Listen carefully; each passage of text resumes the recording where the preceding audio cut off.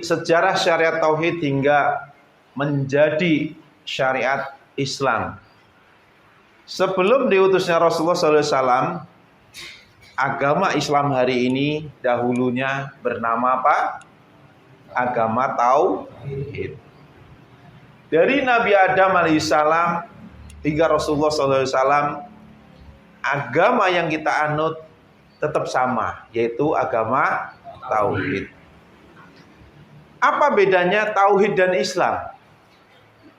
Tauhid belum tentu Islam. Kalau Islam pasti bertauhid. Itu bedanya. Injil adalah ajaran tauhid, tapi bukan syariat Syariat Islam pasti membawa ajaran-ajaran Taurat, Injil, dan Zabur. Itu yang bedakan. Jadi syariat Islam meliputi semua syariat-syariat manusia sebelum diturunkannya Al-Quran. Sedangkan syariat Tauhid itu terus berkembang dan terus berkembang hingga disempurnakannya oleh Allah, diturunkannya Al-Quran menjadi syariat Islam dan menjadi agama yang menjadi rahmatan lil alamin. Maka Rasulullah SAW menyampaikan dalam hadisnya, Rasulullah SAW bersabda, perumpamaan aku dengan Nabi sebelumku ialah seperti seorang lelaki yang membangun sebuah bangunan, kemudian ia memperindah dan mempercantik bangunan tersebut, kecuali satu tempat batu bata di salah satu sudutnya. Orang-orang ketika itu mengintarinya, mereka kagum dan berkata, amboi, jika batu bata ini diletakkan, akulah batu bata itu dan aku adalah penutup para nabi. Hadis riwayat Bukhari dan Muslim. Ini hadis sahih. Jadi Rasulullah menyampaikan bahwasanya hubungan nabi-nabi sebelum Rasulullah dengan Rasulullah seperti seseorang yang membangun sebuah rumah. Jadi setiap nabi itu andil dalam pembangunan rumah tersebut.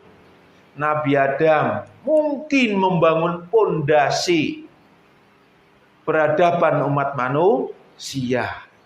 Dan seterusnya, nabi diutus untuk diri dan keluarganya. Setelah manusia berkembang biak semakin banyak menjadi sebuah kaum, maka Allah mengutus seorang Rasul.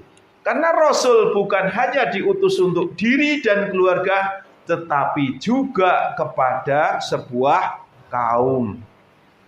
Setelah diutusnya Rasulullah sebagai penutup Nabi dan Rasul, bukan hanya diutus kepada sebuah kaum, tetapi diutus untuk menjadi rahmatan lil alamin. Seluruhnya kaum di muka bumi, seluruhnya manusia dan jin.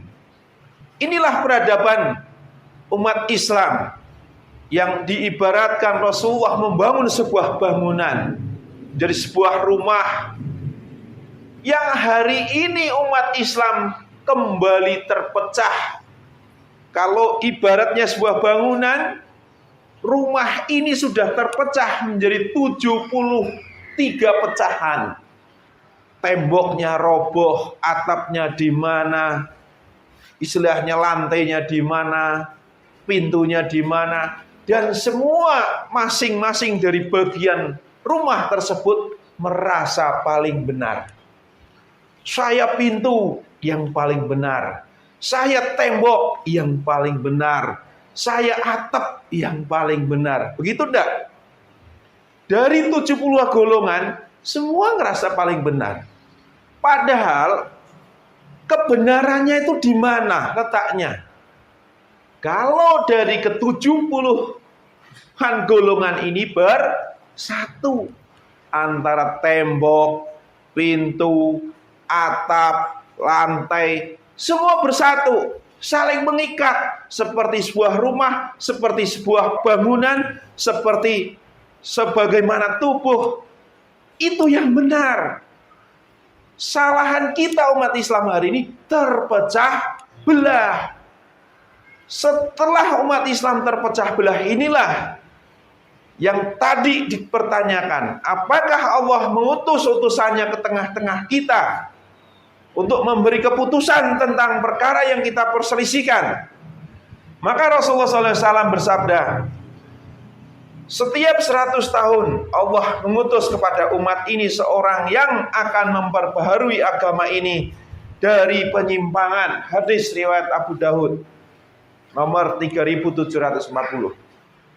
Terus di hadis yang lain Rasulullah SAW bersabda, aku beritakan kabar gembira kepada kalian dengan Al-Mahdi yang diutus saat manusia berselisih dengan banyaknya keguncangan. Hadis riwayat Ahmad.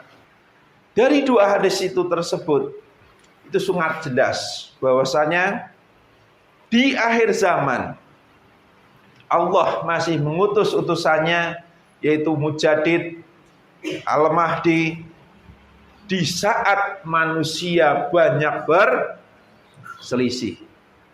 Ini ibu bapak-bapak di sini suka nonton YouTube enggak? Suka? Bagaimana perselisihan umat hari ini? Perselisihannya makin seru, makin kenceng. Itu yang terjadi. Kalau perselisihan ini semakin memuncak, berarti tanda-tanda apa? Tanda-tanda Al-Mahdi akan muncul. Kan jelas. Aku berikan kabar gembira kepada kalian dengan Al-Mahdi yang diutus saat manusia berselisih. Enggak usah risau. Ketika perselisihan makin banyak, berarti tanda-tanda kemunculan Al-Mahdi semakin dekat. Untuk apa? Memberi keputusan tentang perkara yang manusia perselisihkan. Ini bicara tentang sejarah ajaran tauhid hingga akhir zaman. Nah, sekarang kita akan bahas menguji kebenaran Al-Mahdi itu sendiri. Yang benar seperti apa Al-Mahdi? Karena hari ini tuh bukan hanya puluhan, ratusan bisa jadi yang ngaku Al-Mahdi. Jadi kalau kita bahas tadi tentang Al-Mahdi pada akhirnya akan diutus di saat banyak umat berselisih. Sekarang bagaimana kita mempersiapkan diri menyambut kemunculan sosok Al-Mahdi tersebut? Jika ada orang yang mengaku sebagai Al-Mahdi, maka kita harus mengenali ciri-cirinya, kebenaran fisiknya, kebenaran petunjuknya. Jadi intinya Al-Mahdi membawa bukti yang nyata kalau dia sebagai utusan Allah. Karena apa? Semua nabi dan rasul pasti memiliki bukti yang nyata kalau dia adalah utusan Allah. Itu kuncinya. Jadi petunjuknya apanya harus jelas. Dalam Quran surat Al-An'am ayat 104 diterangkan, Allah Subhanahu wa taala berfirman, Bismillahirrahmanirrahim, sungguh bukti-bukti nyata telah datang dari Tuhanmu. Barang siapa melihat kebenaran itu, maka manfaatnya bagi dirinya sendiri. Dan barang siapa buta tidak melihat kebenaran itu, maka dialah yang rugi. Dan aku Muhammad bukanlah penjagamu. Ini Rasulullah diutus pun membawa bukti kebenaran kalau dia adalah utusan, kalau dia adalah Rasul Allah. Terus bagaimana Al-Mahdi? Apakah ada ciri-ciri spesifik yang harus kita kenali kalau dia adalah utusan Allah? Ada. Maka ini ada sebuah rangkaian bahwasanya Allah mengutus utusannya pasti. Yang pertama itu dia membawa petunjuk. Dan sifatnya petunjuk yang dibawa oleh Nabi dan Rasul itu apa?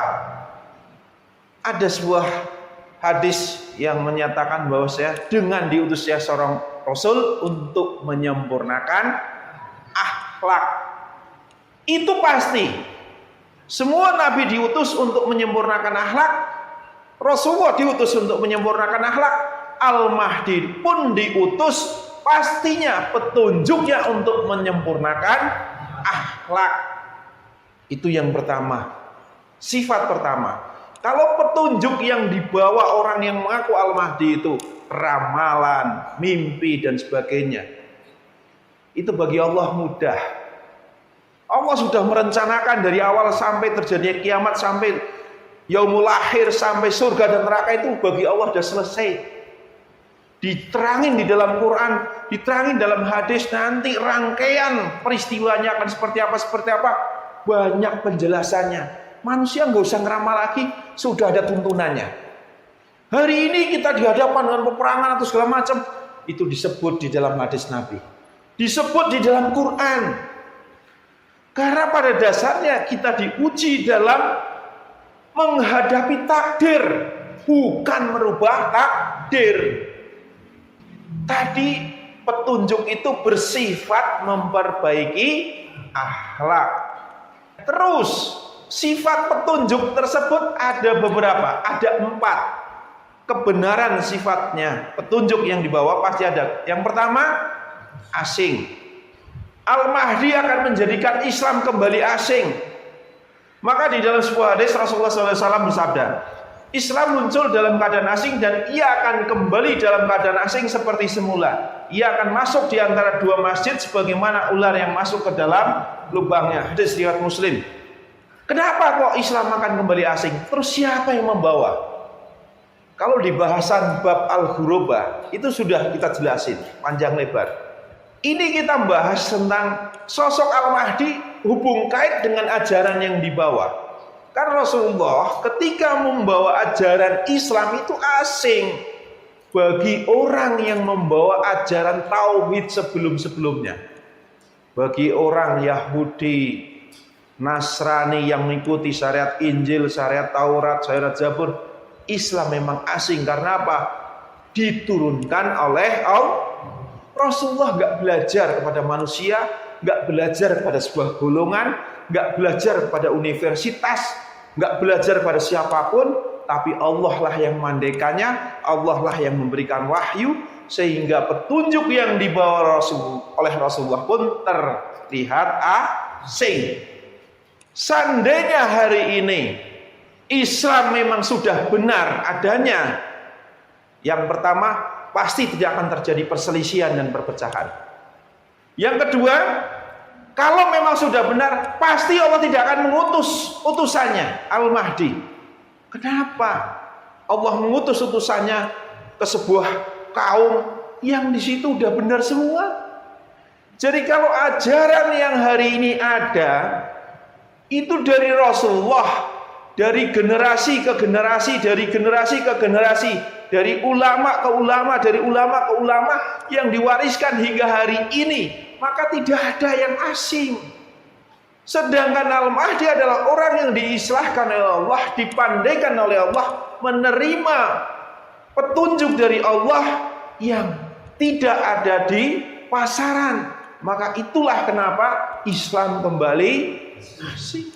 Seandainya Al-Mahdi sekolah di Kairo, seandainya Al-Mahdi sekolah di Madinah, dia belajar nyampe 1, belajarnya LC ke Indonesia, tahu-tahu dia bilang saya Al-Mahdi. Bagaimana? Petunjuk dari mana yang kamu bawa? Dari Allah atau dari golonganmu? Dari Allah atau dari universitasmu? Itu yang dipertanyakan. Maka yang akan menjadikan Islam kembali asing pasti utusan Allah. Ini yang pertama. Petunjuk yang dibawa Al-Mahdi pasti asing. Yang kedua, sinkron. Tadi kita bicara tentang semua nabi dan rasul, petunjuknya itu dalam rangka memperbaiki akhlak, dalam rangka mensucikan jiwa. Kalau seandainya ada orang mengaku Al-Mahdi, petunjuknya hanya untuk menggapai kekuasaan, untuk menggapai harta kekayaan atau perhiasan dunia, berarti nggak sinkron dengan utusan-utusan Allah sebelumnya, nggak sinkron dengan Nabi dan Rasul sebelumnya. Berarti palsu. Terus yang ketiga, petunjuknya bersifat menjelaskan segala sesuatu. Jadi dengan izin Allah, Al-Mahdi mampu menjawab dari semua perselisihan umat. Kalau ada Al-Mahdi diutus ke tengah-tengah umat, tapi dia tidak mampu menjelaskan tentang perkara yang manusia perselisihkan, dia diutus dari mana? Membawa kepentingan apa? Itu dipertanyakan. Kalau seandainya Allah mengutus, dia nggak punya kepentingan terhadap dunia ini. Maka di dalam Quran surat An-Nahl ayat 64 Allah Subhanahu wa taala berfirman, Bismillahirrahmanirrahim. Dan kami tidak menurunkan kitab Al-Quran ini kepadamu Muhammad, melainkan agar engkau dapat menjelaskan kepada mereka apa yang mereka perselisihkan itu, serta menjadi petunjuk dan rahmat bagi orang-orang yang beriman. Rasulullah diutus pun seperti itu. Nabi-nabi sebelumnya pun diutus seperti itu. Menjelaskan tentang perkara yang manusia perselisihkan. Artinya Al-Mahdi membawa petunjuk yang bisa menjelaskan dari semua perkara yang manusia perselisihkan. Artinya apa? Dia ilmunya di atas rata-rata manusia. Itu pasti. Terus yang keempat, Al-Mahdi membawa petunjuk yang jelas hingga kebenaran dan kebatilan itu dapat dibedakan. Karena Al-Quran itu sebagai furqan, pembeda antara yang benar dan yang salah.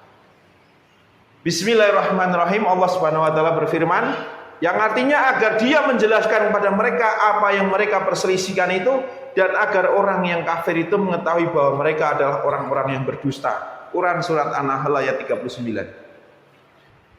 Sehingga orang-orang yang mempelajari Quran yang niatnya sudah berbeda dengan isi Quran itu terlihat mana yang dusta dan mana yang sungguh-sungguh beriman. Maka Al-Mahdi membawa petunjuk sebagai furqan, pembeda antara yang benar dan yang salah, antara yang iman dan kafir.